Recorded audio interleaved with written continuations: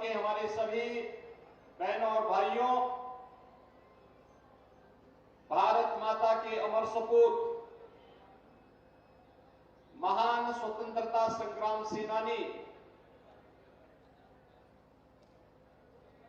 की आज इस भव्य स्मारक और मूर्ति स्थापना के कार्यक्रम को यहां पर संपन्न किया है। इस अवसर पर मैं भारत माता के इस महान सपूत, जिन्होंने इसी गांव में जन्म लेकर के एक सामान्य किसान परिवार में जन्म लेकर के देश की आजादी के उस आंदोलन में अग्रिम पंक्ति में खड़े होकर के अपनी शहादत दी, ऐसे वीर गुलाब सिंह लोधी को की स्मृतियों को नमन करते हुए मैं प्रदेश शासन की ओर से उन्हें विनम्र श्रद्धांजलि अर्पित करता हूं। बहनों और भाइयों, 1935 में भारत के झंडे को पहना करके भारत की आजादी का उद्घोष का आह्वान भारत माता के वीर सपूत ने किया था। उन्नाव से लखनऊ जाकर के रेजिडेंसी के पास उन्होंने आजादी के उस झंडे को फहराने का कार्य किया था।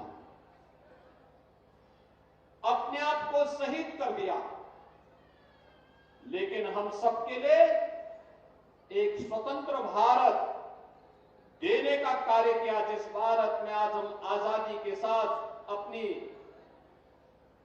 आजादी के साथ लोकतांत्रिक मूल्यों के साथ जीवन यापन कर रहे हैं। ऐसे ही अनगिनत वीर योद्धाओं ने अपने आप को बलिदान किया, तभी देश आजाद हुआ। और आजादी के इन बंदों के प्रति नमन करते हुए प्रधानमंत्री मोदी जी ने आजादी के अमृत महोत्सव कार्यक्रम को उसी भव्यता के साथ आगे बढ़ाने का कार्य किया। आजादी का अमृत महोत्सव जिस भव्यता के साथ देश के अंदर आयोजित हुआ, हर घर में तिरंगा फहरा करके मोदी जी ने वीर गुलाब सिंह लोधी के प्रति ही सम्मान व्यक्त करने का काम किया था। उस समय एक झंडा फहराने के लिए गोली खानी पड़ती थी। इस बार 140 करोड़ का भारत हर घर में तिरंगा लहरा करके अपनी आजादी की 75 वर्ष पूर्ण होने का उद्घोष कर रहा था। यही अंतर है, जब कोई देश स्वाधीन रहता है तो अपनी स्वाधीनता का आनंद किस रूप में लेता है। हर घर तिरंगा के आनंद ने हम सबको उसके साथ जोड़ने का कार्य किया था। और इसीलिए प्रधानमंत्री मोदी जी ने आजादी के अमृत महोत्सव वर्ष के अवसर पर आजादी के 25 वर्ष के आगामी कार्य योजना को देशवासियों के सामने रखा। यह देश जब अपनी आजादी के 75 वर्ष पूर्ण होने के उपरांत आगामी 100 वर्ष के लिए शताब्दी वर्ष महोत्सव के कार्यक्रम के साथ जुड़ेगा, कैसा भारत हमें चाहिए, कैसा भारत चाहिए? विकसित भारत, यानी हम सबका संकल्प विकसित भारत। उस विकसित भारत को बनाने के लिए हमें क्या करना है? हर नागरिक के लिए पंच प्रण की बात प्रधानमंत्री मोदी जी ने की।